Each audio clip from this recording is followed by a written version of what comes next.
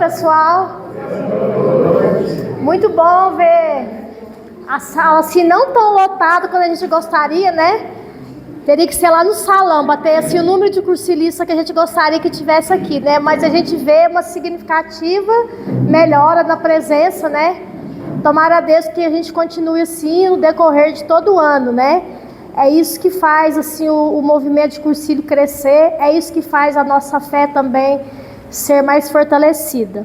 Então sejam todos bem-vindos, né? Hoje eu estou aqui representando a Ivonete, né? Que como vocês sabem, né? O pai dela faleceu lá no Pará e ela veio para ela, foi lá para atender a família, né? E prestar as condolências, as últimas homenagens ao pai, né? Ela até tinha comentado que ela ia viajar a passeio, né? O pai estava esperando, mas Deus não quis que ele recebesse ela viva, né? Mas que ele esteja na glória, que a gente também ofereça, né, as nossas orações a toda a família. Hoje quem iria apresentar o tema seria outra pessoa, mas a gente se uniu as forças aí e vamos fazer uma escola que será, se Deus quiser, contemplada, né? Bem contemplada. Vamos ficar de pé e invocar a presença do Espírito Santo. Em nome do Pai, do Filho e do Espírito Santo. Amém. Vinde, Espírito Santo, enchei os corações dos vossos fiéis e acendei neles o fogo do vosso amor. Enviai o vosso Espírito e tudo será criado e renovareis a face da terra. Oremos. Ó Deus, que instruíste os corações dos vossos fiéis com a luz do Espírito Santo, fazei que apreciemos retamente todas as coisas, segundo o mesmo Espírito, e gozemos sempre da sua consolação. Por Cristo Senhor nosso. Amém. Vamos continuar de pé para a leitura do Evangelho, que está em Marcos capítulo 7, versículo de 14 a 23. Marcos 7, de 14 a 23.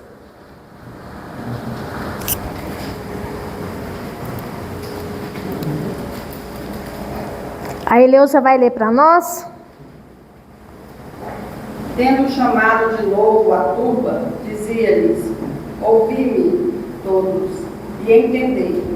Nada há fora do homem que entrando nele o possa manchar, mas o que sai do homem, isso é que mancha o homem. A bom entendedor, leia a palavra basta. Quando deixou o povo e entrou em casa, os seus discípulos perguntaram-lhe acerca da parábola. Respondeu-lhes: sois também vós assim ignorantes? Não compreendeis que tudo que de fora entra no homem não o pode tornar impuro, porque não lhe entra no coração, mas vai ao ventre e dali segue a sua lei natural? Assim, ele declarava puros todos os alimentos e acrescentava: ora, o que sai do homem, isso é que mancha o homem, porque é do interior do coração dos homens que procedem os maus pensamentos, devassidões, roubos, assassinatos, adultérios, cobiças, perversidades, fraudes, desonestidade, inveja, difamação, orgulho e insensatez.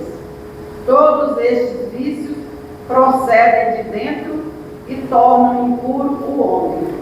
Palavra da salvação. Glória a vós, Senhor. Alguém gostaria de fazer um breve comentário sobre este evangelho? O que é que Jesus quer nos dizer? Qual a reflexão?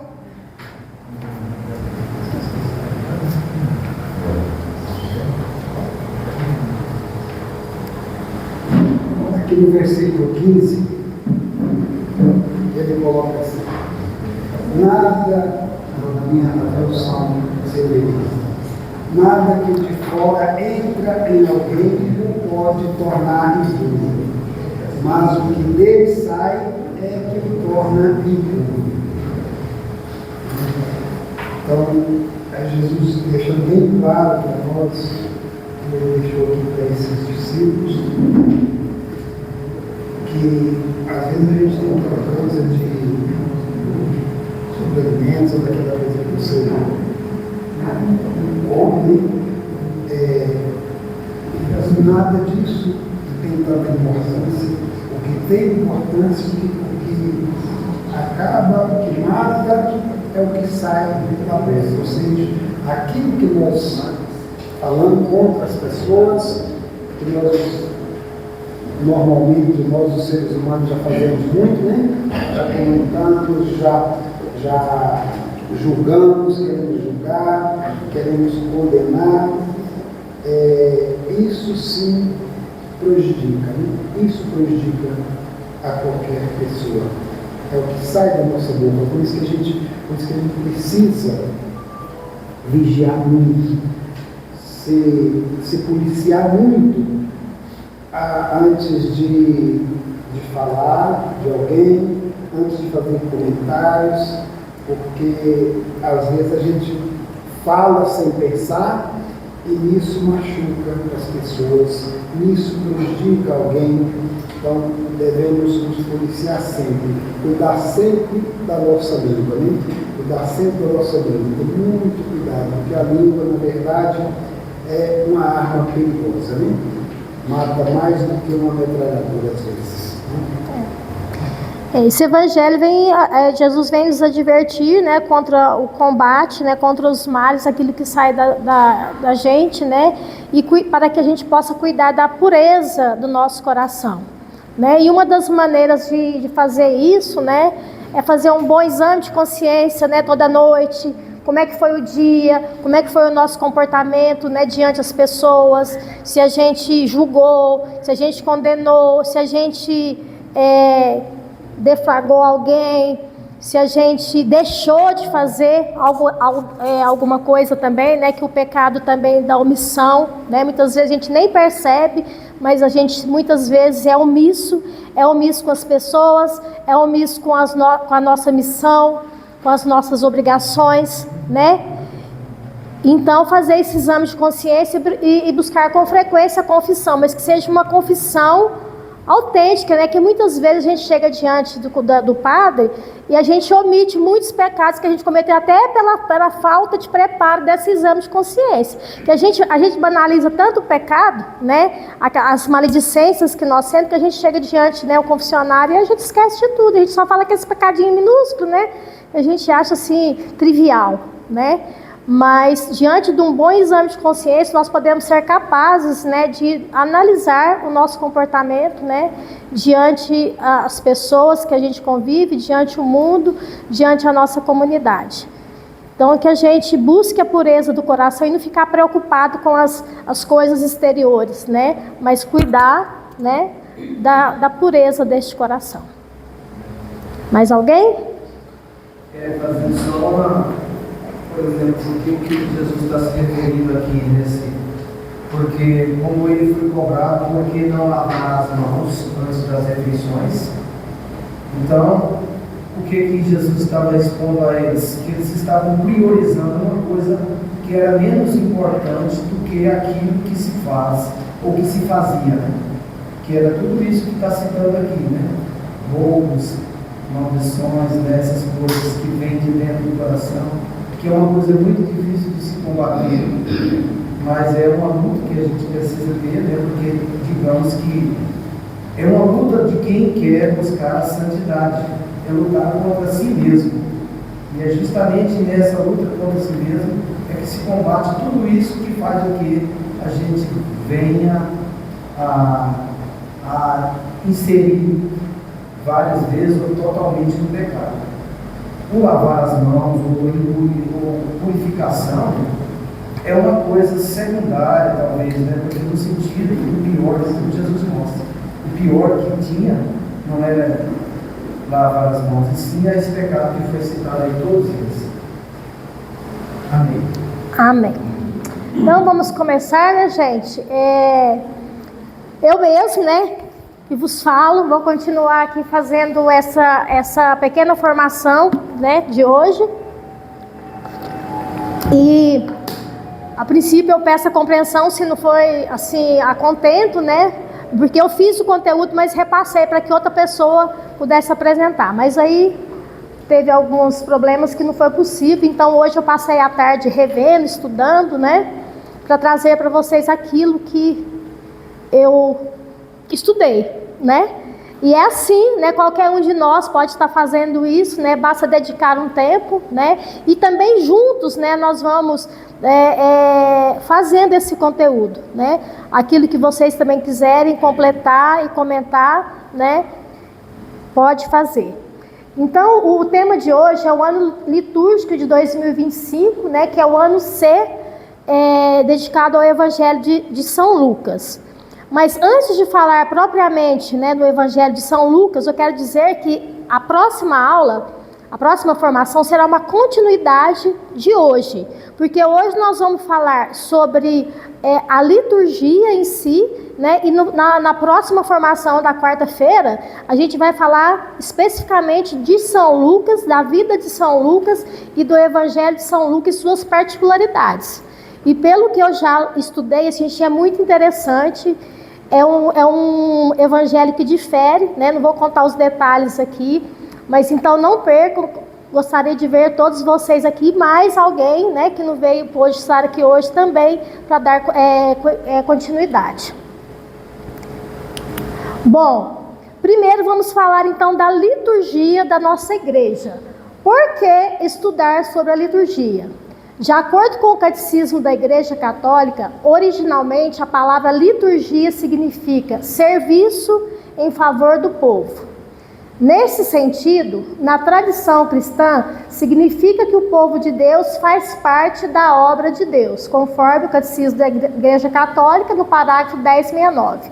Ou seja, por meio do anúncio do Evangelho e dos atos litúrgicos, a comunidade compartilha a presença divina.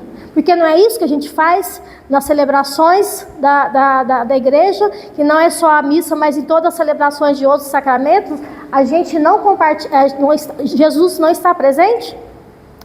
Né? Então por isso devemos estudar, né, saber a fundo sobre a liturgia. Em outras palavras, a liturgia é a maneira pela qual os cristãos celebram o mistério da morte e ressurreição de Cristo e renovam constantemente sua fé e seu culto a Deus.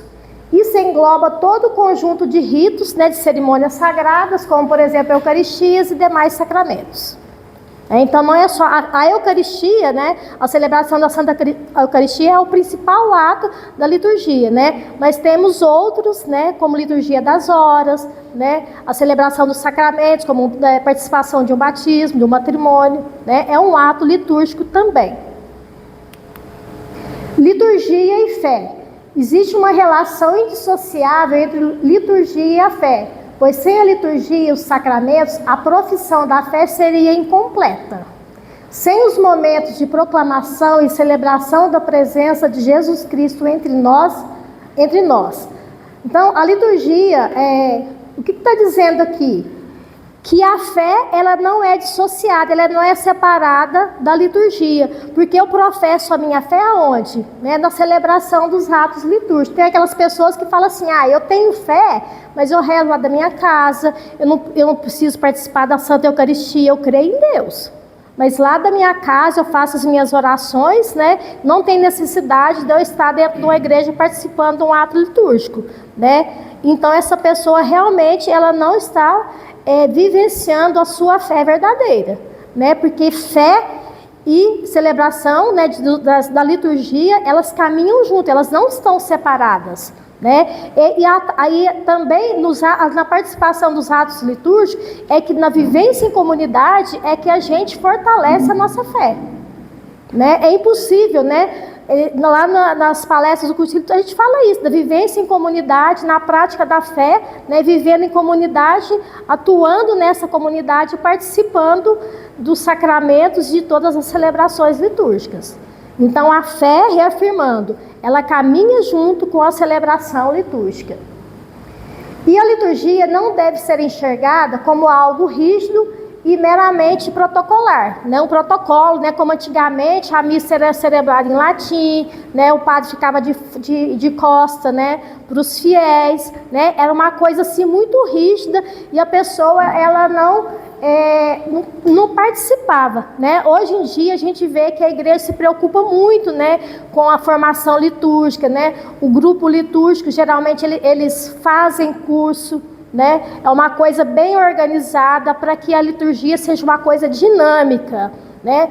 E que os fiéis eles possam participar, vivenciando a sua fé dentro dos atos litúrgicos e não ser aquela coisa assim rígida, né? Eu vou lá para cumprir um protocolo, né? Você vai para participar e para vivenciar a sua fé e acima de tudo louvar, né, e adorar a Deus dentro das celebrações litúrgicas. E dentro dessa participação, então, onde é proporcionado ao fiel a sua conexão com Deus na pessoa, né, e também a Santíssima Trindade. Ok, gente? Até aqui tudo bem? E como que é composta a equipe litúrgica? Bom, assim, a gente conhece alguns aqui, né? Que faz parte da equipe litúrgica. Alguns aqui é novidade que eu mesmo não tinha muito conhecimento. Eu confundia as coisas aqui, mas vamos lá. Para os celebrantes e concelebrantes, a gente já sabe, né? Celebrante é aquele principal que celebra, que conduz a Eucaristia, e o concelebrante é aquele padre que às vezes, né, na paróquia, principalmente em solenidades, tem mais de um padre, né? Então tem o padre que celebra e aquele que concelebra, né? Que eles participam de alguns momentos, principalmente da liturgia eucarística, né? Do momento eucarístico, da parte eucarística. Diáconos, né? Também é comum, né? Nem todas as igrejas têm, nem todas as celebrações têm a presença do diácono, né? Mas a maioria hoje tem. Ministros extraordinários da Sagrada Eucaristias, leitores, comentaristas, música, quem cuida da música, som, mídia, recepcionistas, acólitos, coroinhas, cerimoniários. Eu pergunto a vocês aqui, alguém sabe dizer a diferença entre acólitos, coroinhas e cerimoniários? Eu acho que o coro é que fica do lado do padre. Alguém, gente? É aqueles que ajudam a familiar a preparar mesmo. Preparar mesmo ao lado, né, do altar, e que depois ajuda a servir para o bar, levar para o bar aqueles que pertencem da mesa da Eucaristia, né? Que hoje, muitas vezes, até são os próprios ministros que fazem, muitas vezes, quando não tem o álcool, tem ministro que faz esse trabalho aqui na alcoólico. Os coroinhas são os que ajudam a levar a água, o vinho, e está ali do lado o tempo todo dando na celebração. E os cerimoniários são aqueles que estão lá o tempo todo. Claro que eu vejo assim, coitado, aqueles meninos, eles ficam de pé o tempo todo, não senta, né? Ficam o tempo todo de pé, com as costas, e está sempre do lado, leva o livro para ler, ajuda a várias outras. Pode ser numerado, eles fazem quase que o mesmo papel. Vamos ver então, gente, aqui? Ficou meio ruim aqui, né? Mas eu vou ler. Acólitos são ministros, são instituídos pelo bispo. Podem preparar as oferendas e distribuir a comunhão. Vocês sabiam disso? Eu não sabia. Podem levar os castiçais com velas acesas, abrindo uma procissão. Podem acompanhar o diácono na proclamação do Evangelho. Podem levar o evangelinário na procissão de entrada e saída. Podem cuidar dos livros sagrados, como o missal, o evangelinário e o lecionário. Então, quer dizer que até eu estava lendo hoje que muitos dos acólitos são os seminaristas que estão preparando para ser padre, a maioria deles, né? E eles são preparados para bispos, né? Então é diferente de coroinha, é diferente de cerimoniários, e nós vamos ver a diferença. Coroinhas são meninos, né, adolescentes, meninos e meninas, que ajudam no serviço do altar. Eles usam, são geralmente crianças e adolescentes, eles ajudam que eles levam aqueles aparatos, né, durante a Eucaristia. Né, fala, gente. Consanguíneo, não. O corporal, isso. Então, eles são instruídos. Vocês podem perceber que os coroinhas nunca estão sozinhos. Eles estão sendo acompanhados por um acólito ou um cerimoniário. Né? Então, eles nunca estão sozinhos. Os cerimoniários são coroinhas ou acólitos com mais experiência. Podem ser acólitos instituídos ou sacerdotes que não estejam celebrando a missa. Podem ser responsáveis pela organização das celebrações litúrgicas, como a missa.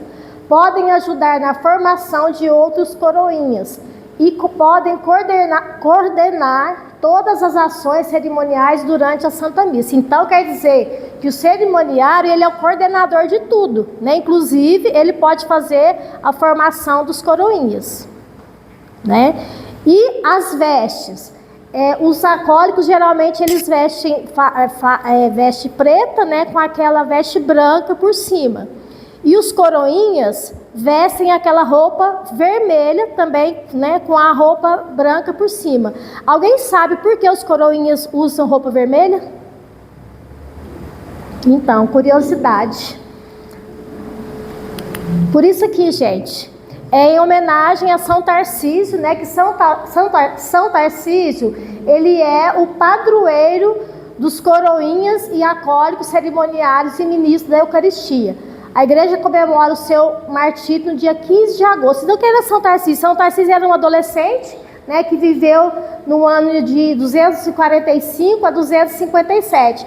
Ele morreu levando a Eucaristia aos católicos presos durante a perseguição do imperador Valério. E ele foi apedrejado até a morte. E uma outra curiosidade, né? Quando ele foi encontrado, que ele estava levando a Eucaristia, não foi encontrado a partícula de hóstia com ele. Aí tem duas versões, né? Uma versão fala que o corpo dele se tornou, né, a própria Eucaristia, e outra versão que fala que ele encontrou com o soldado, né, a quem ele entregou a Eucaristia. Então os coroinhas, eles têm a missão também de proteger a Santa Eucaristia. Alguém sabia que São Tarcísio é o padroeiro dos coroinhas? E por ele ter sido martirizado, né, que as roupas, as vestes dos coroinhas, as vestes são vermelhas. Bom, continuando então sobre a liturgia. Como é que a Igreja Católica organiza a liturgia? A liturgia da Igreja Católica é organizada em tempos litúrgicos que celebram os mistérios de Cristo, vida, morte, ressurreição e também dos santos. O ano litúrgico é dividido em 3 ciclos. Isso a gente já sabe, né, mas vamos relembrar. No ano A, a gente lê e medita sobre o Evangelho de São Mateus.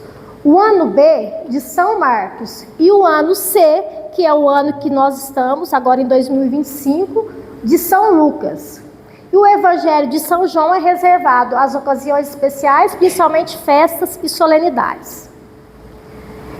Não vou falar sobre os tempos agora. Bom, eu vou pular isso aqui, depois eu vou voltar. O ano litúrgico é uma maneira pela qual a igreja organiza... Já falei, né, isso aqui? Ah, tá. Então é verdade, aí repetindo, né, o ano, a liturgia é organizada em 3 ciclos, que é 3 anos, ano A, B e C. É verdade que durante esses 3 anos a gente lê a Bíblia toda ou quase toda? Toda ou quase toda? Nós vamos saber por que quase todas, né?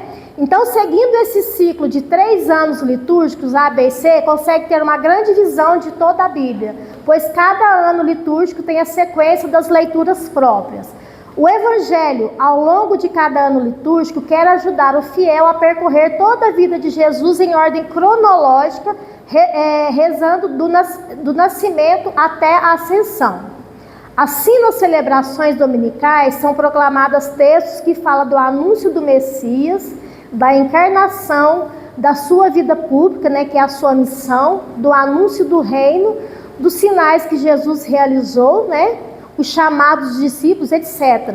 Até culminar na sua morte e ressurreição, né, e assim chegar à esperança da construção do reino, que é a parousia, né, que a gente fala. E termina com a solenidade de Cristo Rei.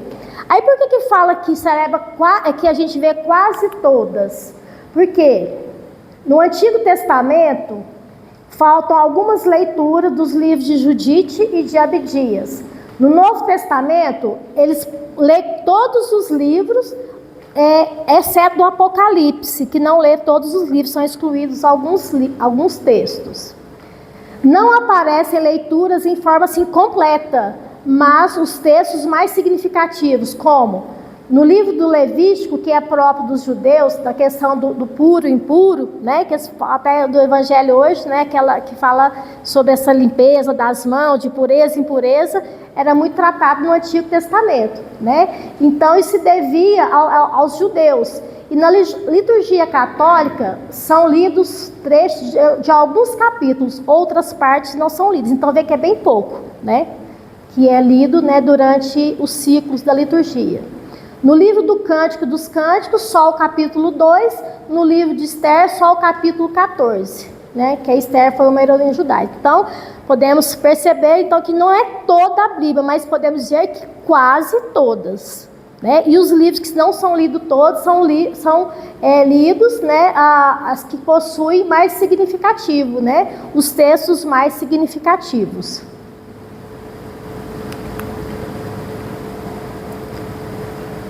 Então, vamos só voltar naquele slide que eu pulei.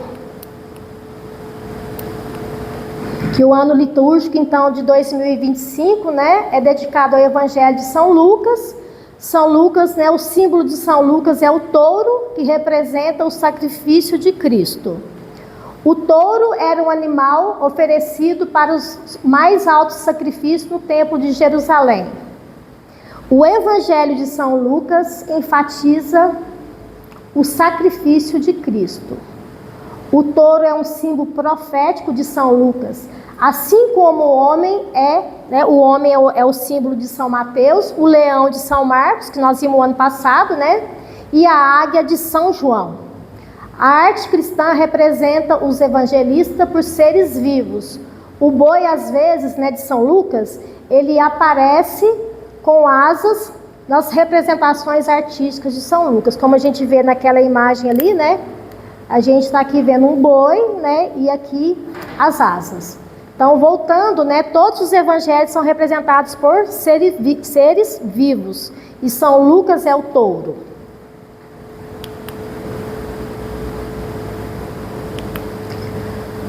Que nós já vimos.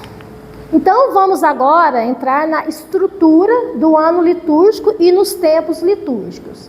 O ano litúrgico começa, então, com o primeiro domingo do Advento e termina na última semana do tempo comum, na seguinte sequência: tempo do Natal. Então, o tempo do Natal, nós celebramos o nascimento de Jesus.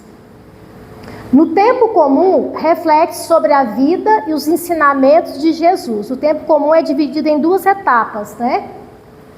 Quaresma é o período de penitência e preparação para a Páscoa. O Tríduo Pascal, celebração da paixão, morte e ressurreição de Jesus. E o tempo pascal, que é logo depois, né, do Tríduo Pascal, comemora a ressurreição de Cristo e o dom do Espírito Santo, que termina, né, com o Pentecoste. Tem classificação que não separa o Tríduo Pascal do tempo pascal, né? Mas eu achei interessante, né, que essas divide um tempo do Tríduo e outro tempo do tempo, o tempo pascal, outro tempo do tempo pascal. Porque aí, né, o Tríduo Pascal constitui o período da Semana Santa e tudo, o tempo pascal. Depois do tempo pascal só 50 dias. Que fala das aparições de Jesus, né, até a vinda de Pentecostes. Do Espírito Santo. Cada um desses tempos possui uma característica própria e permite uma experiência espiritual que conduz os fiéis ao longo dos mistérios da salvação.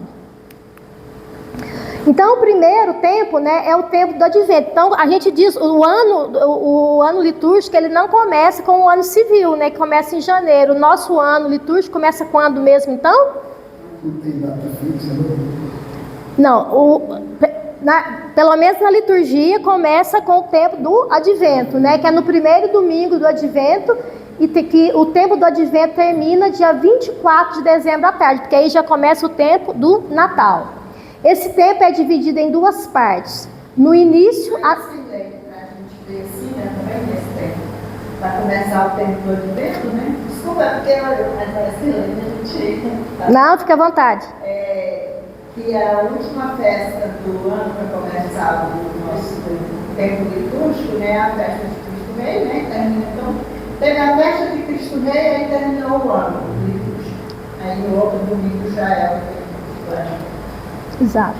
Termina com Cristo Rei e começa com o tempo do Advento. E o tempo do Advento, ele tem o primeiro tempo, divide em duas.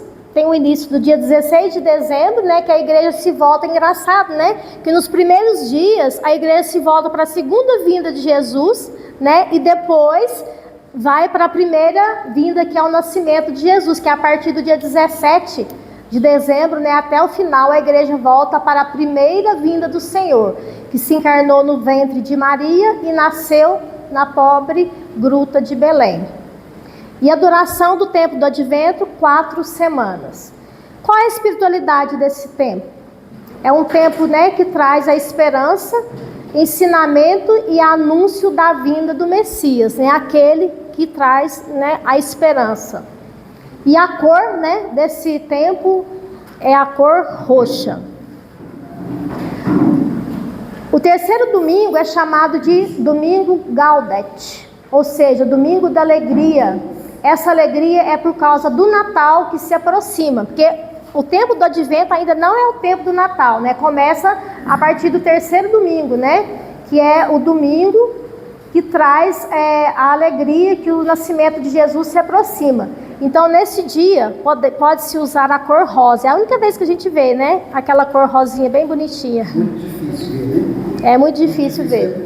E tem igreja que eu acho que nem coloca, continua usando roxo, né? Por isso, porque como é usado só um dia durante o ano, porque às vezes o cara não se preocupa em comprar, para comprar uma veste para usar só uma vez só. E é caro, né? É caro. Eu estava vendo hoje, quando eu estava lendo sobre os coroinhas e acólitos, eu estava vendo lá, quando vê pesquisa lá, acólito, coroinha, aí veste R$500, 600, R$700, né? Cada uma, né? Então, cada uma tem as cores, né? Agora imagina, né? É por isso que quando o padre ele vai ser ordenado, né?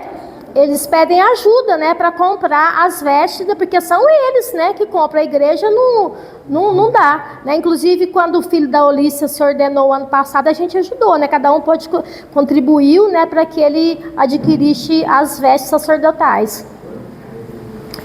Bom, seguimos. E os personagens bíblicos mais lembrados no tempo, né, do Advento é Isaías, João Batista e Maria, né? Vocês lembram que as leituras, né, elas giram em torno desses personagens.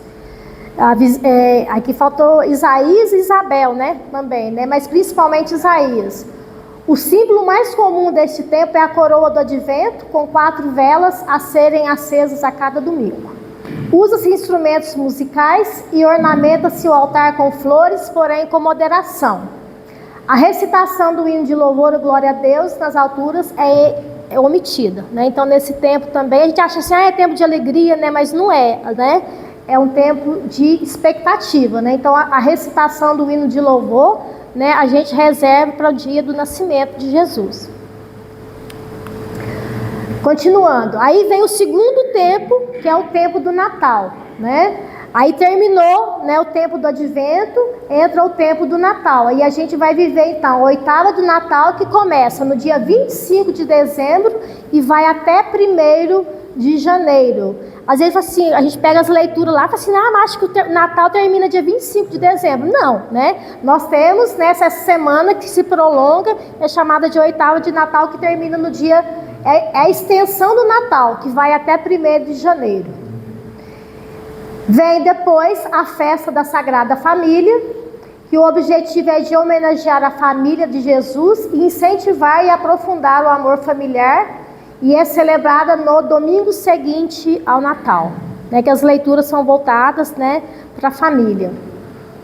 Depois, ainda no tempo de Natal, a solenidade de Santa Maria, Mãe de Deus, celebrada no dia 1º de janeiro, a mais antiga festa mariana do Ocidente.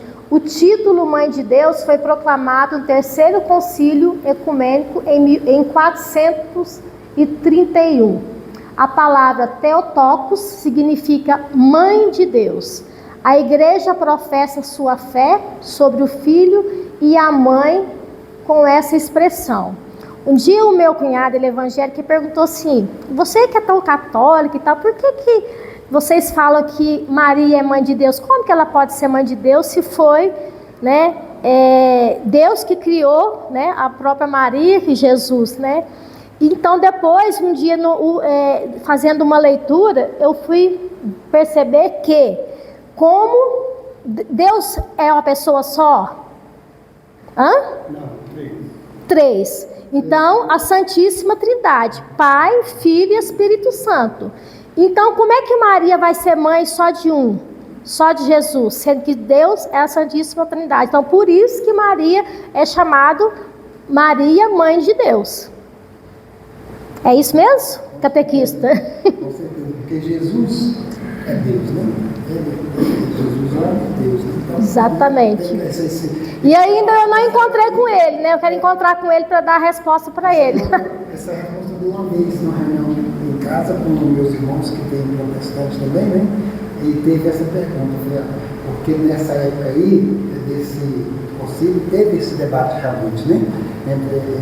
Existia esse debate e aí reuniu esse concílio justamente para chegar a essa conclusão, que Maria é verdadeiramente mãe de Deus. Então, gente, são nessas horas que é importante a nossa formação, né? Porque se a gente não conhece a fé que a gente professa, o que a gente não defende a nossa igreja. Então, muitas vezes a gente vê ser apertado. A gente vai trabalhar aquilo que a gente falou, o Flávio falou na formação passada, né? Sobre a importância de nós que vamos trabalhar no cursilho, de estar participando de formação. Não fala especificamente das palestras que são feitas lá no cursilho, mas isso aqui que a gente aprende aqui nos dá formação e nos dá conteúdo para quando a gente estiver trabalhando no grupo, uma pessoa, né, uma neocursilista perguntar para a gente, fazer essa pergunta, e aí, você não sabe responder? Né? Então, por isso a importância da gente estar participando, buscando formação, buscando participar de retiros também, onde o retiro também, além de ser uma reflexão, uma interiorização, é também formação. Né? Eu também, quando você participa de uma pastoral qualquer, aí também aqui ajuda, sabia? Sim, ajuda, né? Só que tem pastorais que elas são específicas para dar formação, né?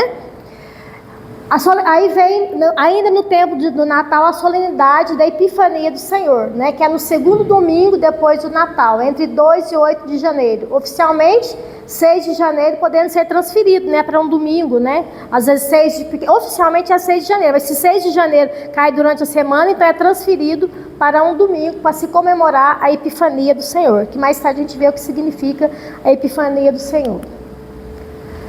Bom, aí vem ainda, continuando no tempo do Natal, festa do batismo do Senhor. No domingo seguinte à Epifania, encerra o ciclo natalino e completa as festas das manifestações do Senhor, que é a Epifania, né? Comemoramos o batismo de Jesus por São João Batista nas águas do Rio Jordão. A cor é o branco, a espiritualidade, fé, alegria, acolhimento, o ensinamento. O Filho de Deus se fez homem. Os símbolos são presépio, né, o símbolo do Natal, presépio e as luzes, né? Por isso que a gente A coisa boa do Natal que tem, né, do Natal de forma humana falando, são as luzes, né? E realmente as luzes e o presépio são os verdadeiros símbolos do Natal, e não o Papai Noel, né, gente? Então, depois a gente entra então no tempo comum. Então já vimos o tempo do Advento, o tempo do Natal. Aí depois, então quando termina com a festa do batismo do Senhor, a gente entra no tempo comum. É o tempo litúrgico mais extenso, sendo 34 semanas, dividido em duas partes. A primeira parte inicia após a festa do batismo do Senhor e vai até a terça-feira de carnaval, quer dizer, que depois que quarta-feira já começa o tempo da quaresma, né? A segunda parte, então, do tempo comum, inicia-se após a festa do Pentecostes. Então, voltando, são 34 semanas, a primeira parte se inicia com a festa do batismo e vai até terça-feira, é o que nós vamos ver bem próximo, né? Dia 3 de fevereiro, né? Então, a primeira parte do tempo comum termina 3 de março, né? Porque dia 4 de março já começa o tempo da quaresma, que é 4 de março, já é a quarta-feira de cinzas. Mas Desse ano, é. A segunda, então, e a segunda depois, se volta, aí nós vamos entrar no tempo da quaresma, né? Aí depois de Pentecostes, então, começa a segunda parte do tempo litúrgico, que a cor predominante é o amarelo, não dá, né? Que simboliza a esperança. É o verde, o amarelo, desculpa aí. Que simboliza a esperança na vinda do reino de Deus. Durante o tempo comum, acompanhamos Jesus em sua vida pública, percorrendo Israel até chegar em Jerusalém e ser aclamado como rei. O tempo comum encerra o ano litúrgico com a solenidade de Cristo Rei e predomina durante quase todo o ano. Durante o tempo comum, vivemos a esperança da chegada do reino de Deus e a segunda vinda de Cristo. Então, se encerra, então, aí começa novamente, termina com Cristo Rei, aí começa novamente, né, o ano litúrgico, né? Depois de Cristo Rei vem então o Advento, tempo do Natal, né? E aí vai. Durante o tempo comum, somos enviados por Jesus a ser missionários e anunciar o reino de Deus para as pessoas. Na verdade, durante todo o tempo, né? Mas é que no tempo comum, né?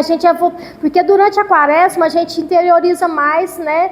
Para as reflexões, né? Mas no tempo comum a gente é enviado, né? Conduzir ao batismo aqueles que ainda não foram batizados, iluminar a vida daqueles que andam nas trevas. Essa é a nossa missão como cristãos. Ser construtores da paz e ser luz para aqueles que andam nas trevas. Temos que apontar o Cordeiro de Deus, aquele que tira o pecado do mundo. Algumas solenidades e festas importantes ocorrem durante o tempo comum, né, que é Santíssima Trindade, que ocorre após o domingo de Pentecostes, solenidade São Pedro e São Paulo, no fim do mês de junho ou início de julho, Assunção de Nossa Senhora no dia 15 de agosto, e a solenidade de Cristo Rei, na última semana do tempo comum. Então, durante o tempo comum, temos essas solenidades que são importantes, né, durante esse tempo. Bom, passando então, o primeiro tempo na primeira etapa do tempo comum, então a gente entra na quaresma, que é quando nós vamos iniciar esse ano, dia 4 de março. Período de 40 dias no qual os católicos realizam a preparação para a Páscoa. A mais importante festa do calendário litúrgico cristão, pois celebra a ressurreição de Jesus, a base principal da fé cristã. Nesse período, que começa na quarta-feira de cinzas e termina na quarta-feira da Semana Santa, porque na quinta-feira a gente já termina a quarta, porque na quinta a gente começa o tríduo pascal, né? Que é quinta, sexta e sábado.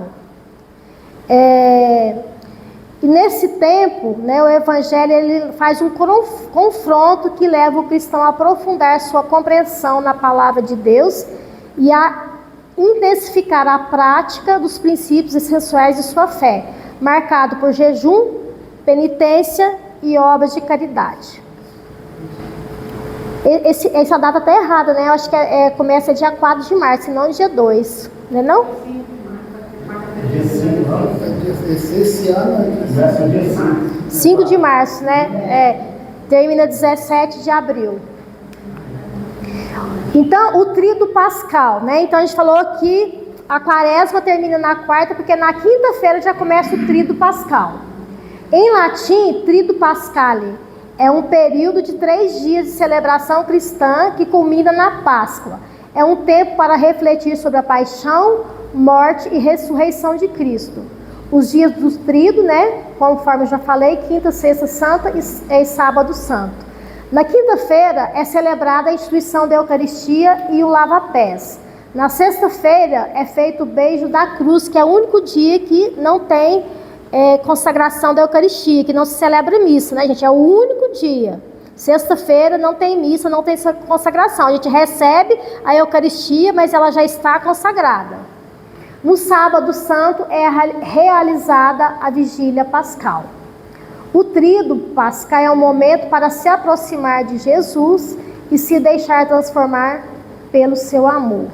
É um tempo de ressignificação da experiência humana cristã. Meditar sobre o mistério, né, de morte e ressurreição.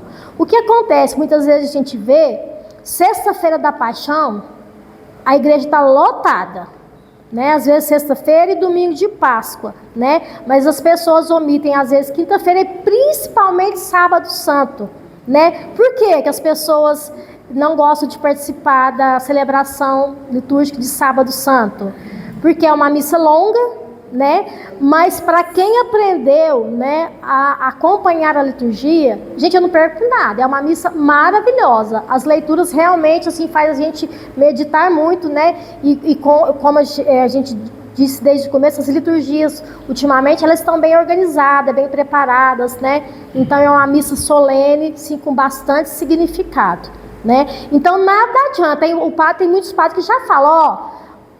Não adianta vir na quinta-feira aqui e voltar, ou não ir na quinta-feira, né? Vai quarta-feira de cinza e depois só ir na sexta-feira, né? Então é preciso que participe do tríduo pascal, que é uma celebração única, na verdade.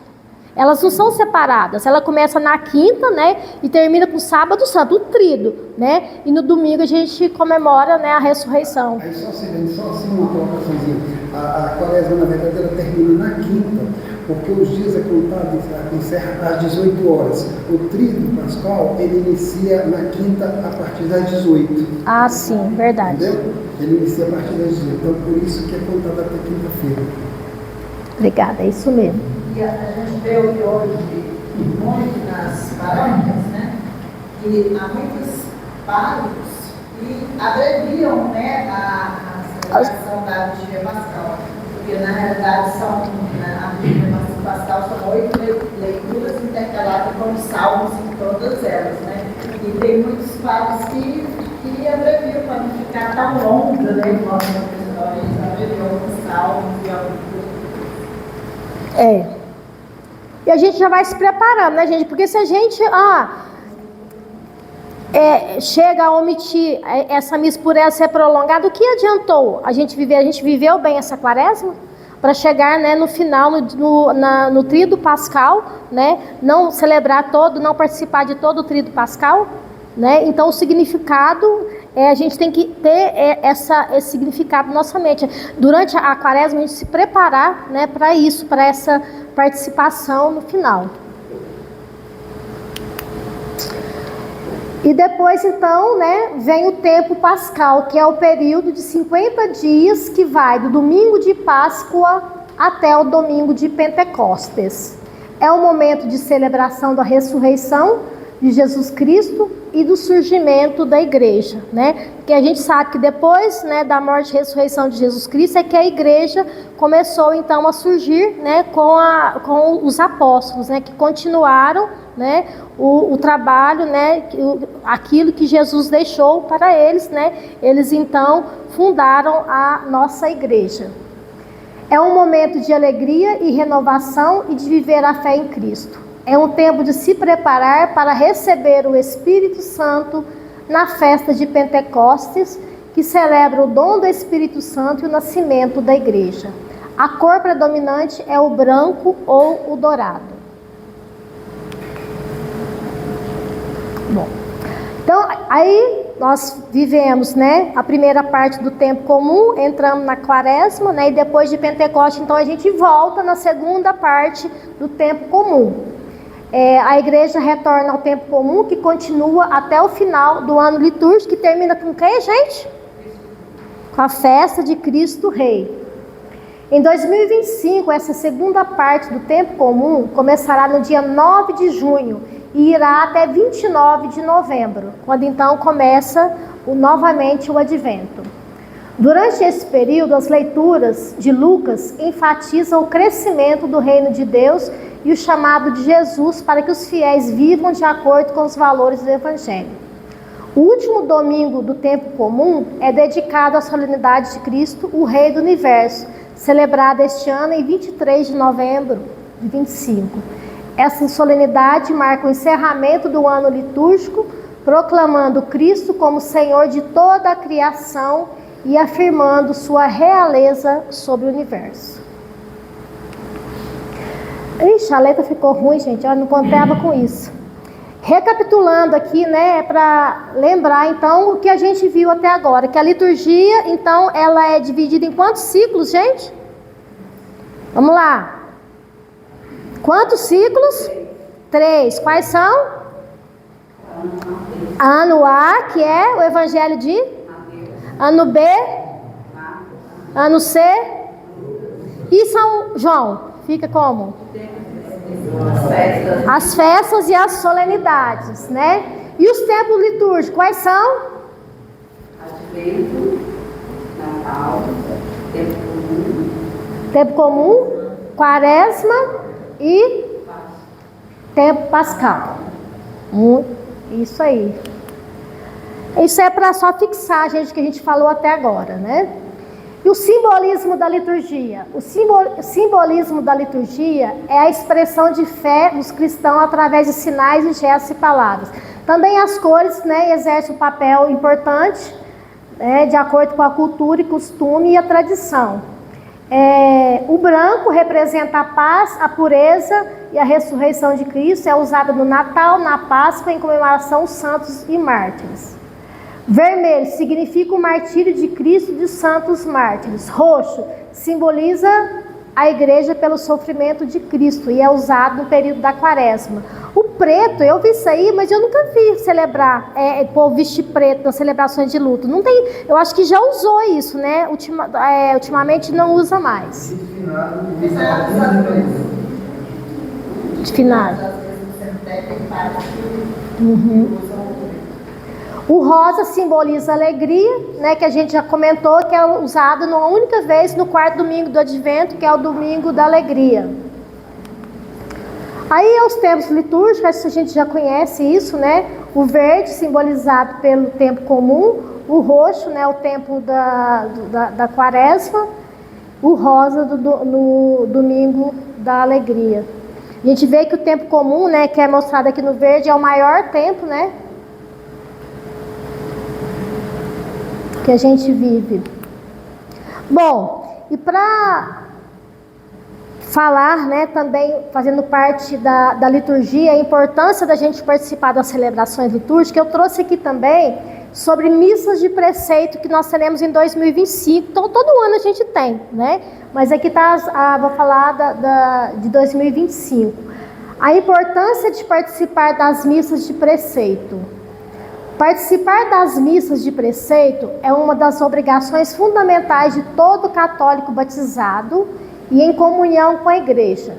As missas de preceito estão diretamente ligadas ao terceiro mandamento da lei de Deus, guardar domingos e festas de guarda, além do primeiro mandamento da igreja, participar da missa inteira aos domingos e outras festas de guarda e abster-se de ocupações de trabalho. Gente, tem muita gente, olha, há pouco tempo mesmo que eu soube de alguma missa de preceito, né? Mas muitas que a gente vai ver aqui, ninguém nem sabe.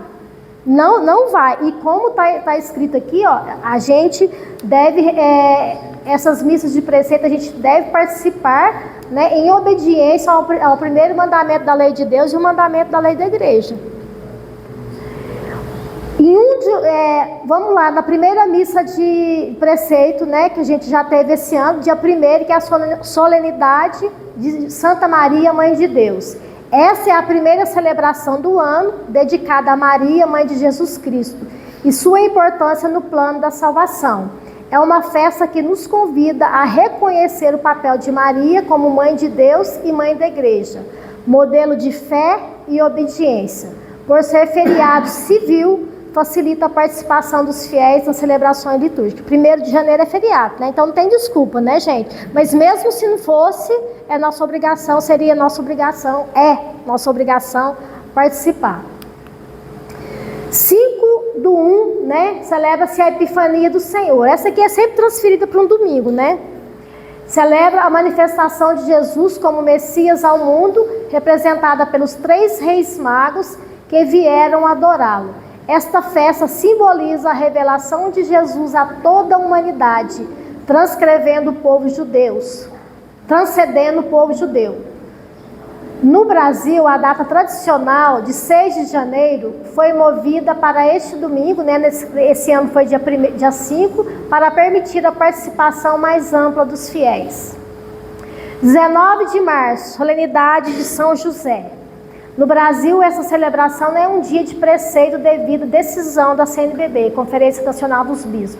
A solenidade é dedicada a São José, esposo da Virgem Maria e pai adotivo de Jesus, sendo um modelo de virtude, fé e obediência para todos os cristãos, especialmente pais, trabalhadores e famílias. Então, assim como a gente tem Maria como modelo de fé, né, nós também não devemos deixar de prestigiar, né, São José. Aqui na nossa paróquia, né, a gente tem assim, as festividades aqui, inclusive o Cursilho participa ativamente na festa de São José, né, que tem a quermesse aí, tem a celebração a semana toda, né, tem o novenário, né, então a gente também que a gente dedique esse tempo a São José, porque sem ele, né, gente, né, Jesus, né, não estaria, o plano de Deus não se concretizaria, né? Então a figura de José, ela deve ser realmente muito relevada por nós cristãos.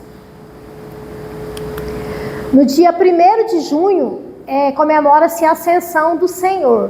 Celebrada 40 dias após a Páscoa, esta solenidade comemora a subida de Jesus ao céu e a promessa de que ele estará sempre presente em nós por meio do Espírito Santo. Tradicionalmente ocorre numa quinta-feira, mas o Brasil foi transferida para o domingo seguinte a fim de facilitar a participação dos fiéis. 19 de junho de 2025, Corpus Christi. Essa festa é celebrada na quinta-feira seguinte à solenidade da Santíssima Trindade, que ocorre após o domingo de Pentecoste. Corpus Christi declara a presença real de Cristo na Eucaristia, seu corpo e sangue sendo tradicionalmente marcada por procissões e adoração ao Santíssimo Sacramento. Aqui em Brasília, né, não sei as pessoas que já tiveram oportunidade de ir até a Esplanada, eu fui. Nós fomos, né, Conceição? Estava junto lá na Esplanada o ano passado, né? Gente, é muito gratificante. Assim, é claro, né, que em todas as igrejas, né, a gente pode celebrar devidamente o corpo de Cristo. Mas quem tiver a oportunidade, né, vá até a Esplanada. Mas nesse dia que na diocese nem tem isso nas paróquias. Só de manhã, né? Porque todas as paróquias são os padres estão lá. A gente vê aquela procissão enorme. Quem não pode ir, aí tem um horário especial para a missa dos idosos, as pessoas que não podem ir. E pela manhã, né? Pela manhã. Dia 29 de junho é a solenidade dos apóstolos São Pedro e São Paulo, né, gente? Que são ícones, né, da nossa igreja, né? São Pedro foi o que fundou, né, a igreja, né? Tu és Pedro e sobre ti edificarei a minha igreja. Não foi isso que Jesus disse? E São Paulo, né, é inclusive patrono, né, do nosso movimento de Cursilho, né? Foi um pregador, né, autor de nas várias cartas, né, que deu início, né, à formação da igreja. Homenagem Então, nesse dia, né, que vai ser dia 29 de junho, comemora-se grandes pilares da igreja, São Pedro e São Paulo, que desempenharam papéis fundamentais na evangelização e fundação das primeiras comunidades cristãs. A solenidade é celebrada em 29 de junho, mas se essa data for um domingo, não for num domingo, é transferida para o próximo domingo. 17 de agosto, Assunção de Maria. Assunção celebra a crença que a Virgem Maria foi elevada ao céu em corpo e alma. É dogma de fé. Ao término de sua vida terrena, embora a data litúrgica seja 15 de agosto, a solenidade é transferida para o domingo seguinte no Brasil, permitindo que a maior participação dos fiéis, sempre assim. Então, é uma comemoração também muito importante da igreja. Dia 1º de novembro, essa festa é de Todos os Santos. Essa festa é uma homenagem a todos os santos, conhecidos e desconhecidos, que nos servem de modelo de santidade e intercessores junto a Deus. Em 2025, a data será observada em 1º de novembro e não será transferida por causa da celebração do dia de finados de 2 de novembro. Inclusive, quando o Walter, né, que falou sobre as indulgências, né, que a gente deve começar a participar a partir do dia 1º, né, que a gente comemora todos os santos, né, participar das missas no dia 1º, dia 2, para ganhar as indulgências. Não é isso, catequista? Fala mais aí para nós. Então eu falei, gente, eu não sabia, eu só vou no dia 2, não vou no dia 1º, mas então se a gente quiser receber as indulgências, deve participar do dia 1º, né, e também do dia 2. 8 de dezembro, Imaculada Conceição. Esse dia celebra a concepção da Virgem Maria, também outro dogma de fé, né? Sem a mancha do pecado original, um dogma importante na fé católica. Em 2025, dia 8 de dezembro, cai um domingo, né? Porque geralmente cai dia de semana, mas quando cai dia de semana, gente, é uma missa preceitual que nós católicos não podemos omitir, podemos faltar. Então esse ano vai cair no domingo. E por ser a festa específica de grande relevância, não é transferida. Apesar de não ser feriado nacional no Brasil, é feriado em algumas cidades e estados, quando não cai no domingo, né? Em algumas cidades e estados já coloca como feriado. Como você está falando das indulgências, né, Sirene? Esse ano é um ano especial para falar das indulgências, né? O ano jubilar, né? Temos várias santuários. A Catedral e São Francisco, né? Então, eu não sei. Como que é seu nome mesmo? Laila. Como? Laila. Então, a Laila, ela na última outreia, ela falou, né? Um pouco sobre as indulgências. Não, as indulgências não, sobre... Nossa, me fugiu o nome aqui. O Ano Santo, né? O Ano Santo. Só que eu acho que a gente vai voltar na escola para a gente detalhar mais, assim, sobre as indulgências, como conseguir as indulgências e a orientação, né? Então, a gente agora, acho que daqui 2 escolas a gente vai voltar com esse tema. Eu ia fazer uma escola só para isso, porque existem ainda muitas dúvidas. Você não quer voltar para nós falar? Posso voltar. A questão é que, assim, essa parte vamos dizer, uma parte burocrática, né? E aí tem várias regras, tem várias coisinhas a serem colocadas.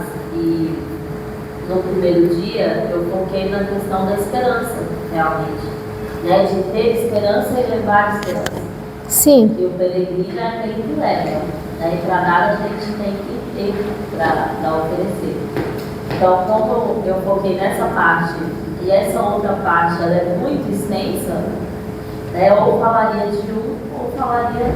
Sim, nós entendemos isso. Até, na verdade, quando eu fiquei sabendo que esse tema seria na outreia, eu pensei, poxa, já estava no nosso cronograma ali, né, para falar. Mas aí eu vi que o enfoque, né, os enfoques são diferentes. A gente combina, então, para você voltar, né, para falar desse outro enfoque.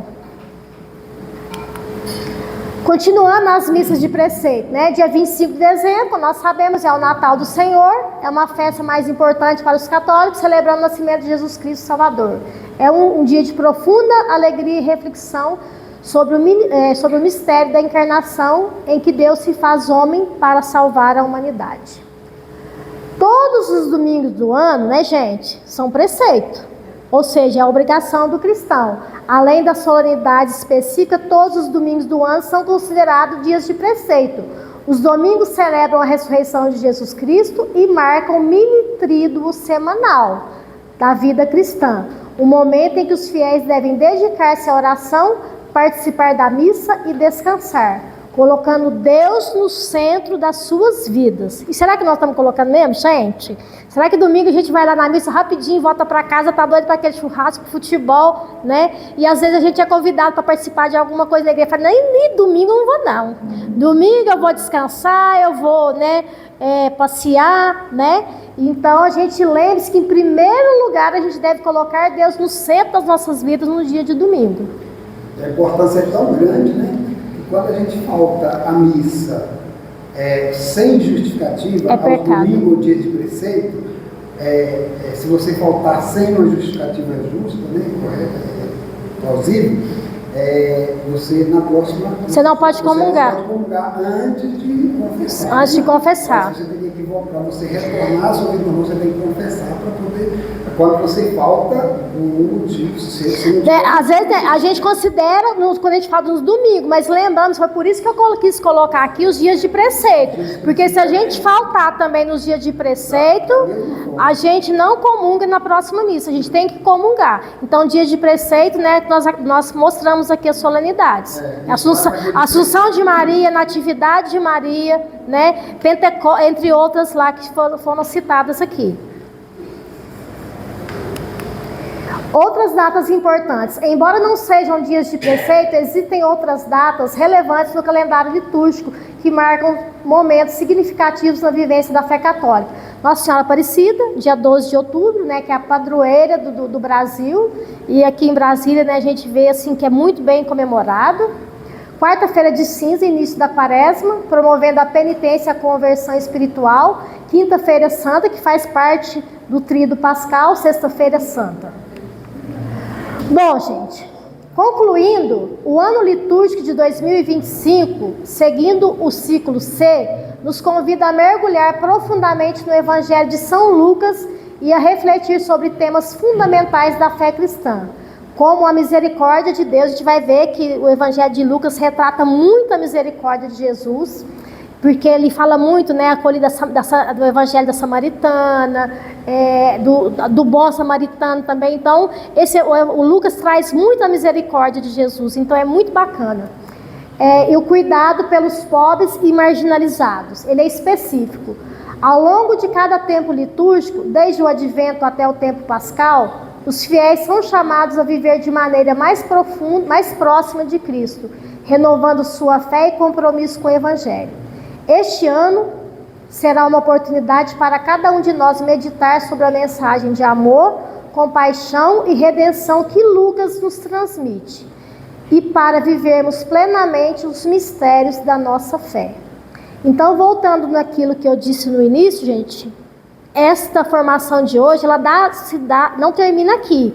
Ela dará continuidade na próxima quarta-feira, que a Conceição vai vir falar para nós sobre a vida e o Evangelho de São Lucas, particularidades do Evangelho de São Lucas, que também, ambos os temas, né, o de hoje como o da próxima quarta-feira, foram sugeridos. Ok? Louvado seja nosso Senhor Jesus Cristo. Seja louvado. Obrigada, gente, pela atenção.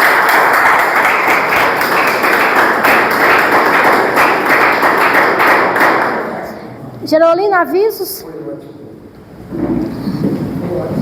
Obrigado,